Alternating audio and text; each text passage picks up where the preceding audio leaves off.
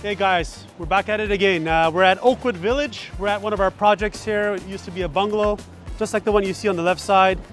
We're tearing it down, doing a full demolition. Let's go inside and have a look, guys. Got underpinning happening in the basement.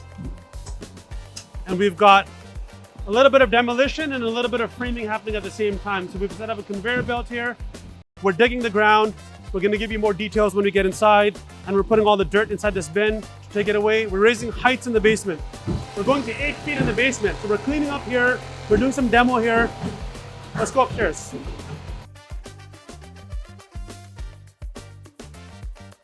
We've already started the carpentry. As you guys can see, gentleman here is working on carpentry. We've already started framing putting up the floors, putting up the new joists. We essentially cut off the roof. It used to be like this roof next to us. We chopped this whole thing down. We then put in new joists, new framing members, and we've also added more width to the building. We're getting approximately 150 to 180 square feet more by adding this overhang on this section throughout the whole span of the building. So that's an overhang that you see over there, basically. It's about 3.5, what is that, about 3.5 feet there? About 3.5 feet over there across the whole building, say about 40 feet. We're getting an extra 150 plus square feet. Now, we're waiting for the metal studs to arrive. We're gonna be framing this home with metal studs, heavy gauge structural steel. It's gonna be arriving around 12:30 this afternoon. And we're gonna try to get the studs up by Saturday, end of the day Saturday. That's our plan, let's see. Hopefully it doesn't rain. Let's go downstairs. We've already gutted the whole home. Everything is gone now. There used to be a drywall, there used to be plumbing, electrical, hot lights, it's all gone. Everything is now bare bone. You can see up here we've got brand new joists, and then that's the span where we're extending the home to make it wider, what I was talking about earlier. A little bit of demo over there. Let's go to the basement. Here, you guys have been here before. I know you guys saw some of our past videos, so here we're doing the underpinning. The underpinning process is a 1, 2, 3-step process. We've already done and poured the concrete on the step 1. We're now on the stage 2. We're waiting for the engineer to come in and do an inspection on stage 2. We're gonna add some rebar. And once the inspection passes around 11:30, we're gonna pour the concrete Saturday. Saturday morning, this is gonna get poured. Same as this is stage 1. Stage 2 is gonna get poured basically tomorrow. Once that's done, we're gonna start with stage 3. Whatever's left over is stage 3. Once stage 3 is done digging out in a day or two, then we're gonna pour that as well. Every stage requires an inspection from the engineer. To make things easier, to have, back in the days, you'd have a guy with a wheelbarrow, but nowadays you use, conveyor belts. So all the dirt, essentially you kind of wheelbarrow it here, put it in the conveyor belt, it goes straight into the bin. Once the bin's full, bam, it goes out of the site. You get a new bin, keep going, repeat, rinse and repeat, rinse and repeat. The height here in this basement was only about 6 feet. We're gonna go to about 8 feet height once this is done. We're gonna be creating also a new walkout for the basement. So the basement's gonna have its own access, its own unit. The basement's gonna be one unit here, essentially, self-contained, with resilient channels, fireproofing, individual metering. It's a separate unit altogether. And then the main floor, separate entrance. It's got its own unit on the entire main floor. Second floor has got its own unit, its own entrance. And the third unit is gonna have its own entrance and access as well at the back. So we're back at our second visit, second project for today. We're at this project here. It's a beautiful, lovely garden suite. We've just finished the drywall. We are working on the exterior cladding that you guys might have seen in the video. What we did outside was we installed blue skin, then we installed fire-rated insulation. There's a panel right over there. It's a comfort board. It's rigid insulation. It provides a little bit of R value, as well as primarily the function of this is just to provide the fire rating that we need because we're too close to the property line on the right side and the left side. That's why we have to put this rigid board insulation on top. Here when you enter, well, the front door is over there. This is the back. There's the main building. It's gonna be an office here. We've got a mechanical room here. The front entrance is here. The kitchen's gonna be on this section over here. And then as soon as you walk in, very spacious foyer. You've got a beautiful closet on the side and the left, the front door. And then you've got a powder room. But the powder room, we've also made it so that the powder room has a shower in it. So now you've got an extra shower. It was just a powder room initially, but we advise the clients it's always good to have that there because in case if someone that moves in here, if they have an elderly parent, you never know what people's situations in life, right? So they can convert this office into a bedroom, and then you've also got a shower. So if they've got a parent, they don't have to go upstairs. They can literally stay here, take a shower over there. Let's go upstairs. Upstairs is pretty cool as well. We've got skylight that we just installed this morning, shedding some natural light over the staircase. Beautiful. We're gonna potentially go with glass railings on here. Now we're up here. We've got a laundry room situated right here in the hallway. You've got the master bedroom on this side. Beautiful, beautiful, nice double glazed windows. And here in the master bathroom, we've opted to go basically with a board. This looks different now, right? This is for waterproofing measures. We've installed this board. It's used for kitchens. It's used for bathrooms where there's gonna be a high activity of water. People don't generally put it in kitchens, but sometimes we put it in kitchens as well. But here we're using it in all the washroom, throughout this bathroom, that bathroom. So what we've got up here is 3 bedrooms, master bedroom, master closet with its own ensuite, laundry room. You've got a shared bathroom over here, which is going to be shared with these 2 bedrooms. So very good space planning, beautiful closet. Look at this, right? These garden suites are literally becoming a home now. This is 1,200 square feet. It's beautiful. So this suite has its own individual hydro metering. So separate bill for the hydro. It's not shared with the main building. And also we're using gas for the furnace. And this is a regular furnace for the AC as well. And the floors also on the main floor is also heated. We've installed heating systems here. Beneath this, there's coils that are installed that are running glycol, which provide heating for the floor. So you'll have a thermostat. You can control the temperatures on the floor that you're walking in, because this does not have a basement. So this is just concrete. This concrete will get cold in the winter, right? So that's why we've added insulation and we've added heating systems. Now that we're at the back of the property, real quick for you guys, what we did was we ran services, for example, the drain, the water supply, the gas line, the hydro line. They've all been buried here and they've been connected to the main building, basically. That's how we're getting our hydro, gas, etc., all the utilities, services, sewers into this garden suite in the back. We're at another job site. We just started this baby 2 days ago. We finished the demolition. It used to be an existing structure, just a bungalow, 1-story bungalow, single family home. It's being converted right now to a multiplex project. So you guys can see the excavator is there, the dump truck is there. The existing walls have all been demolished. All the wood, garbage, everything is gone. We're keeping the existing walls just to kind of provide a bit of shoring for us while we're doing the excavation.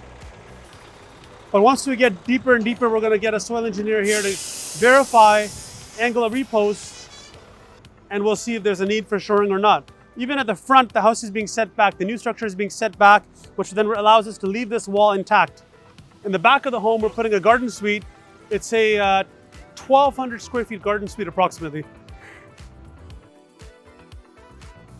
It's similar to the size that we were just at earlier. Same size of the garden suite is going in the back. The garden suite in the back of the home is going to be set back about a couple of feet from the back of the home, back of the property line. And it's going to be a nice, beautiful, modern structure. And then I'll call your guy and then I'll do all the meetings with him and figure it out. No problem.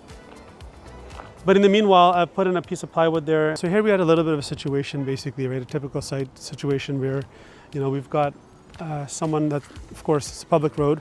They've parked their car there. We're bringing our dump trucks in. While the dump truck is massive, right, as you've seen in the previous video. In order to pull the dump truck out, they accidentally went on this part of the driveway. Again, because I have phone numbers of all the neighbors at all times to make sure that neighbors are comfortable, they're happy. So there's basically nothing major, but there's some hairline, very minimal hairline cracks over here, which is nothing crazy. Which what we're going to do is we're going to get this repaired for the homeowner. We're going to call their contractor as a first line of defense because they're comfortable with their contractor, see if he's reasonable. If not, then we'll go with the guy that we work with year round. And this will be brought back to a better condition than the existing driveway, because as you can see, the color is already peeling. It's not like it's a brand new driveway, it's a 6-7 year old driveway. But whatever has happened here, we'll obviously take care of it for them. Hey, thanks for taking my call. Appreciate it. So basically, this is Bill for 539 Shaw. Thank you so much for coming in and doing the inspection today with my colleague. So pretty much it looks like the only thing missing now, because you saw the ERV, you saw the hot water's working. I think we just need that, and the vent cover is there as well, right? The only thing you need is the drywall in the mechanical room, correct? Yeah, that, and also you have to show me a photo of the grills covering all those ones that are like both. Yeah, I can send you a photo of the grill. That's not a problem. So I'll send you a photo of the grill and I'll send you a photo of the drywall, and that's it. I can just send you an email and then we should be fine, correct? Yeah. Okay, amazing. I'll send that to you today. He's gonna stay there till 9 p.m. if he has to. We'll get it done today. All right. Thank you so much. Thank you. Okay, bye. No problem. Done. We passed inspections. Done. Okay. Yes, sir. You're relaxed here. Look at the relaxed, his face, he looks really relaxed. Like, on to the next site. Let's go, let's go. We're driving now, we're on the road. That's it. So a lot of you guys are probably wondering how long I've been doing this for. You know, I look pretty old. I look like I'm 50 years old right now, but you know, I'm not 50, guys, not yet. A lot of gray hair though, because of all the stress from these little things. Anyhow, so I started this construction space probably in 2008. Before that, I used to work in the corporate field, various companies, big names, you know, and then from there I kind of said, I want to get out of the office. I don't want to be in the office anymore. I quit. I started working with my uncle in spray foam. I was a helper. I did that for about 6 months, and I wasn't my vibe. I wasn't really feeling it. I wanted to be in a spot where I could see all facets of construction. I don't want to just go in every day and just keep seeing spray foam every single day, holding this gun, spray foaming every single day. So I'm like, okay, screw this. I'm going to quit. I quit that. I started, you know, actually, as a matter of fact, no, wait. I quit that and went back to corporate. I'm like, I don't want to do the spray foam. This is like nasty. It's construction is bad. Get out of it. So I quit construction, quit spray foam, went back to the corporate, sat there for another year, and then I'm like, okay, shit, this isn't really my thing either. I don't want to sit in the office in the chair all day. It's just really not my thing. So when I quit again the second time, I looked for a job as a general laborer working for a builder, a custom home builder that was building custom homes. He hired me as a general laborer. I took a huge pay cut, and a huge pay cut, basically. You can't even imagine the kind of pay cut I took. And then what I did was I started working with him as a general laborer. It was a part-time job, but I was doing so well that in fact he brought me on board as a full-time guy.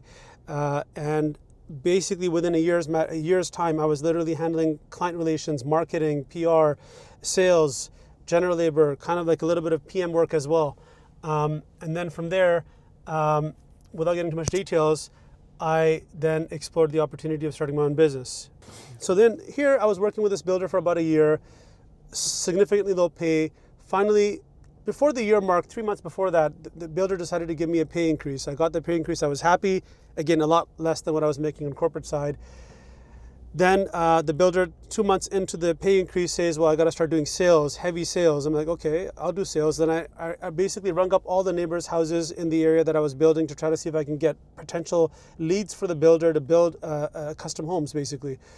To no avail, because custom homes is a very niche market. You can't just go in there, knock on doors, and get someone to sell the home, or get someone within a month's time to kind of give you the job to build a home. I did that, exhausted all avenues. My pay was already cut at this point now. He said, well, if you can't do sales, your pay is cut. I had a month. I couldn't get anything with sales because it takes time to nurture the sales, nurture the leads.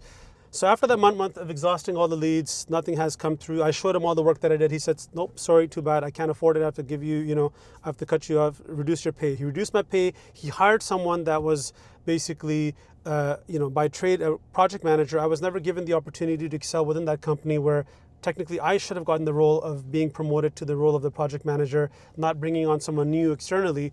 They brought someone externally to take that role and gave him a much higher pay and cut my pay. And then finally I found a job for the builder just before he cut my pay that, hey, look, I got us a job. It's to build a dental clinic.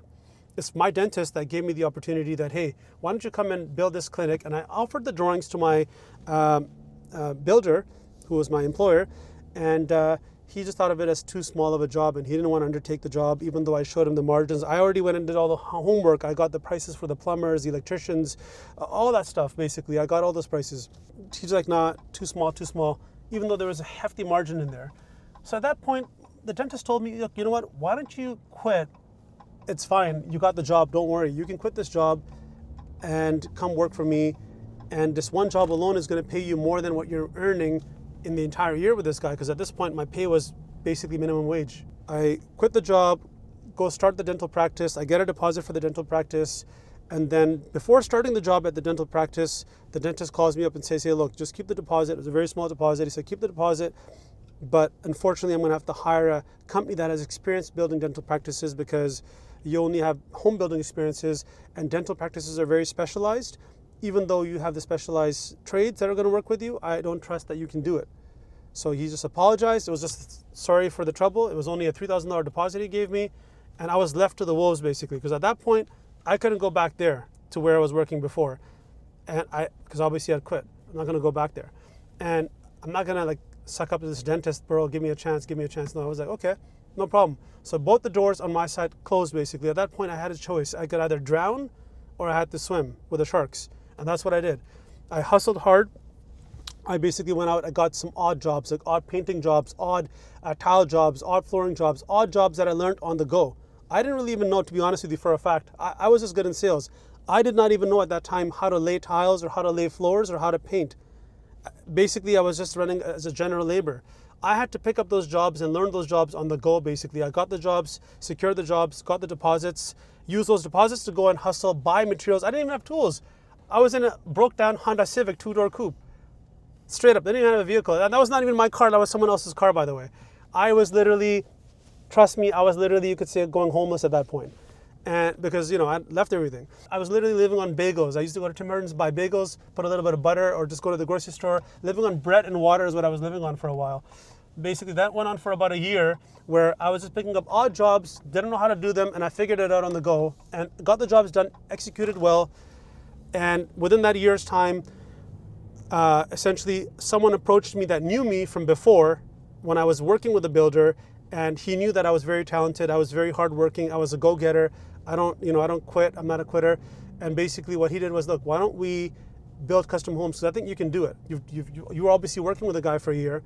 I trust that you can do it. So guys, another important lesson as well, know your worth. Know that you're worth, you know, whatever you put your worth at. If you think that your worth as a low life, you will be a low life. If you put your worth as a high standard, set yourself up at a high standard and know your worth, basically.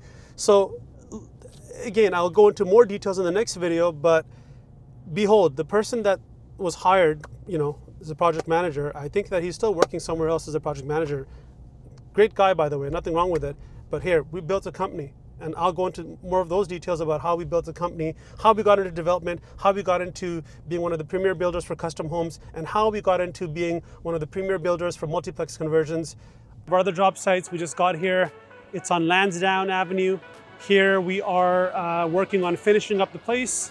Drywall is completed, taping is completed, finished the tiles, finished the floors, the doors, the trims.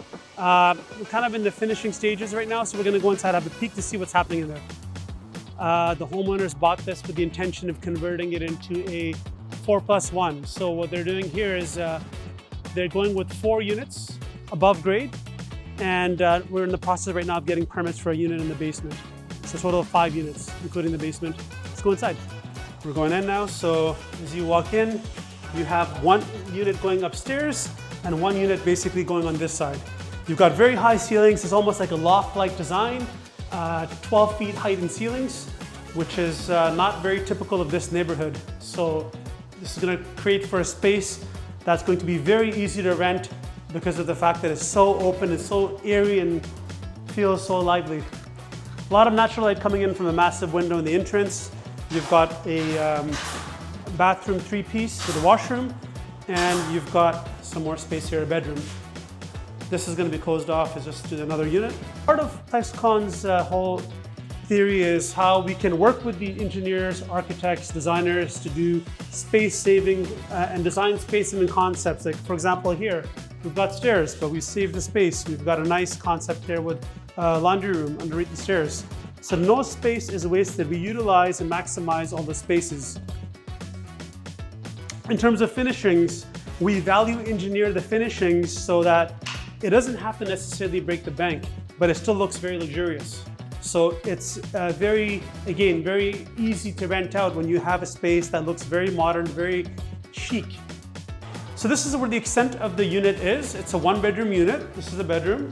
Nice, bright, spacious with its own individual inverter system for the heating and cooling.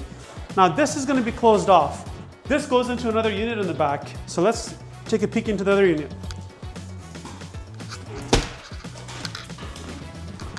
We're at the back. This is another unit. This is another bedroom. Sorry, brother. Just going to open this door here for a second. Same concept. We're saving space. We're putting a laundry room here. It's got its own laundry, 3-piece bathroom, bedroom, and it's got a side door entrance. And this kitchen's going to go here. Kitchen, living room is going to be here. So now, guys, now we're at the side of the property. This is a shared driveway, and we've got a side door for one of the side units, basically. So this goes to the second floor. So we've got one door on the side there for the back unit on the ground floor that we just saw. We've got one side door here that we've just cut open. This is going to go to a unit on the second story.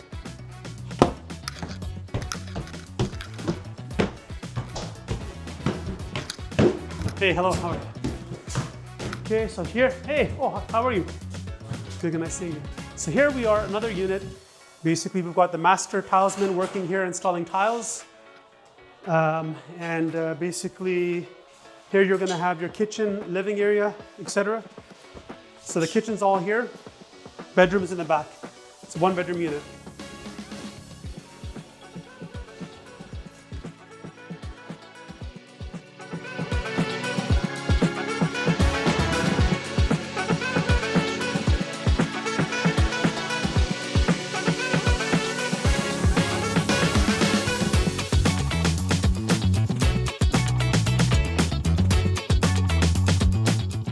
Just keep your head up, just work hard every day. You might be watching this video, you might be working somewhere installing tiles, and maybe you're getting sick of tiles, but you can be the perfectionist in tiles. If you don't want to do tiles in your career, you want to do something else in your career, well, hey, there's always a way, there's always a path. Maybe you're sitting in the office right now watching this video and you have a similar story as mine and you're getting tired of the office jobs, you don't want to be stuck in this building, there's always a path out. You always got to find the path, look for the path, and you will find it. When you put your mind to it, you will find it. When you put your mind to anything, you can achieve it.